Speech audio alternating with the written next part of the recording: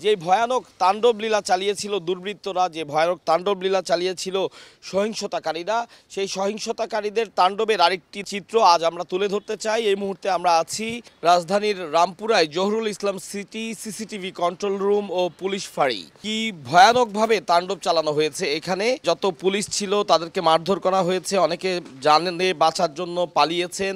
এখানে আগুন লাগিয়ে দেওয়া হয়েছে, লুটপাট করা হয়েছে। কোনো কিছুই আর অবশিষ্ট নেই, শুধু কিছু মাত্র খাটের কিছু কঙ্কাল।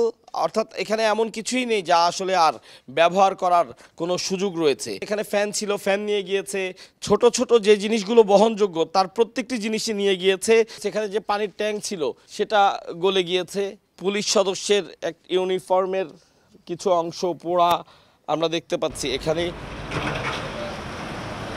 সিসিটিভি কন্ট্রোল রুমের নিরাপত্তায়ও সিসিটিভি ছিল বাইরে। সহিংসতাকারীরা সহিংসতা চালানোর আগে সেই সিসিটিভিগুলোকে ভেঙে নষ্ট করেছে, যাতে কোনোভাবেই তাদের পরিচয় কেউ পরবর্তীতে নিশ্চিত হতে না পারে। এই সিসি ক্যামেরাগুলো নাগালের মধ্যে, অর্থাৎ ভাঙচুর করার সময় তাদের লাঠি নাগালে ছিল, সেই কোনো সিসি ক্যামেরা কিন্তু অবশিষ্ট নেই।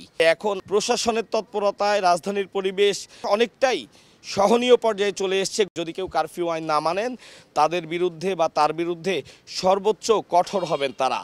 কাজেই সবাইকে কারফিউ আইন মানার পরামর্শ দিয়েছেন তারা। আতাউর কাউসার, সময় সংবাদ, ঢাকা।